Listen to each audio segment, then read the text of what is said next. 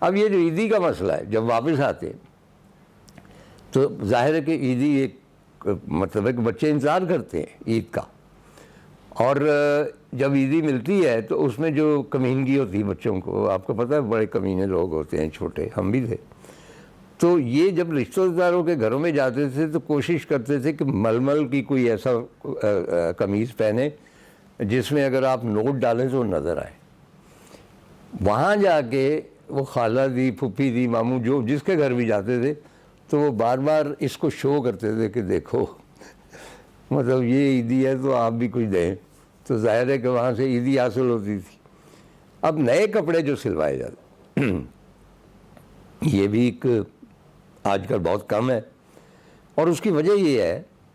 کہ ان دنوں دولت اتنی کثرت سے نہیں تھی، اب تو سارا سال کپڑے بن رہے ہیں۔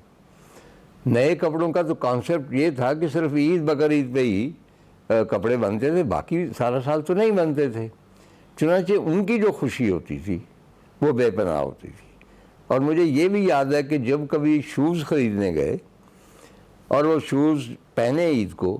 وہ ہمیشہ تنگ کرنا شروع کر دیتے تھے، کیونکہ نئے شو ہوتے تھے ان دنوں، اتنے کمفرٹیبل بھی نہیں ہوتے تھے۔ اور ایک اور بات جو مجھے یاد کہ عید کی نماز کا مزہ تب آتا تھا جب عین لاسٹ مومنٹ پہ آپ گھر سے نکلیں، بھاگتے ہوئے چلے جا رہے ہیں، ایک سلیپر پیچھے رہ گیا ہے تو پھر واپس آتے ہیں اور پھر پہنتے ہیں، اور جب تکبیریں ہو رہی ہوں تو تب جا کے آپ شامل ہوتے ہیں۔ یہ ایک بہت مطلب ہے کہ یعنی پہلے جانے سے مزہ نہیں آتا تھا، بھاگ دوڑ میں ہی مزہ آتا۔ اب بھی ایسے ہی ہوتا ہے تقریباً، میں تو اب بھاگ نہیں سکتا، لیکن باہر طور اب جہاں تک تعلق ہے پکوانوں کا وہی چلے آتے ہیں۔ میں نے ایک دفعہ کہا تھا کہ بھئی عید جو ہے یہ ایسا اسکرپٹ ہے جو کبھی بدلا ہی نہیں۔ سال کے تمام دنوں کے اسکرپٹ مختلف ہو سکتے ہیں، ان دنوں کچھ بھی ہو سکتا ہے، کھانا کوئی اور پک سکتا ہے، کسی اور کو مل سکتے ہیں، کچھ بھی ہو سکتا ہے، لیکن عید کا اسکرپٹ ہے کہ نماز ہے، عیدی ہے، اس کے بعد سوئیاں ہیں۔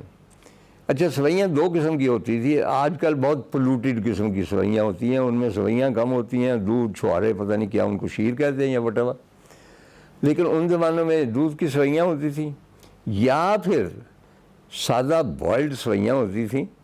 اور دودھ ڈالا جاتا تھا اور اس کے اوپر چینی ڈال کے کھایا جاتا تھا۔ یہ ٹپیکل ناشتہ تھا ان دنوں کے لاہور کا۔ خواتین و حضرات، عید کی رات کا، عید رات جو اس کی سب سے سہانی اور سریلی یاد یہ ہے کہ محلے بھر میں بکرے بول رہے ہیں رات کو، اور وہ اتنے اچھے لگتے تھے، مختلف گھروں سے بکرے بول رہے ہیں، ان کو خبر بھی ہو جاتی تھی کہ کل آخری دن ہے ہمارا، لیکن ایک ایٹماسفیئر بلڈ ہوتا تھا بکروں کے بولنے سے۔ اب میں نے غور کیا، لیکن مجھے کوئی بکروں کی آواز، ایک تو مہنگائی زیادہ اور بھی مسائل، لیکن بکروں کی آواز مجھے نہیں آئی۔ ہو سکتا ہے کہ لوگ ان کو ایئر کنڈیشن کمروں میں رکھتے ہوں، ذرا ناز و نعیم سے پلے ہوئے بکرے۔ تو ان دنوں لاہور کی صرف بات کر رہا ہوں، ایک روایت یہ تھی کہ قربانی والے جانور کی سلامی دینی ہے یا سلام کرنے لے جانا ہے داتا گنجوش کے ہاں۔ یہ ایک رسم تھی، اس کے بغیر قربانی نہیں کرتے تھے اندرون شہر کے لوگ کم از کم۔ ایک دن پہلے بکرا یا چترا اس کو نہلایا جاتا تھا اور لکس کے صابن سے نہلایا جاتا تھا۔ آپ کہیں گے لکس سے کیوں؟ لکس بڑا مہنگا تھا، لائف بوائے اور دیسی صابن عام استعمال ہوتا تھا، بکرے کے لیے سپر مطلب لگژری صابن لکس لایا جاتا تھا، اور گھر کے لوگ اسے نہلاتے تھے، سکھاتے تھے، اور پھر گھر کی ہی عورتیں اس کو مہندی لگاتی، جیسے دلہن کو نہیں لگاتے اس طرح مہندی لگاتے، اس کے بعد سجا بنا کے، اور غبارے اگر دو مل جائیں تو سبحان اللہ، بکرے کی شان و شوکت میں اضافہ ہو جاتا۔ تو اس کو لے جاتے تھے داتا صاحب، اور میں نے یہ خود منظر دیکھا ہے کہ کافی لوگ بکروں کو ساتھ لے کے ان سے ناز نعیم کی باتیں کرتے، پیار کی باتیں کر کے ان کو لے جا رہے ہیں، اور سب کو معلوم ہوتا تھا کہ داتا صاحب لے جا رہے ہیں سلام کروائیں۔ اب سلام کیسے وہ کرتے تھے بکرے؟ یہ تو نہیں کہ جب سدائے ہوئے بکرے ایسے تو نہیں. وہاں پہ اہلکار ایک کھڑا ہوتا تھا داتا صاحب کے مزار کے باہر, اور بکرا اس کے آگے لے جایا جاتا تھا, یا پیڈو یا چھترا وٹ ایور, اور وہ ایک چھڑی سے اس کے سر پہ یوں کر کے چھڑی مارتا تھا. اچھا, چھڑی مارنے سے وہ جو بکرا ہوتا تھا وہ ایک دم بیٹل موڈ میں آ جاتا تھا نا,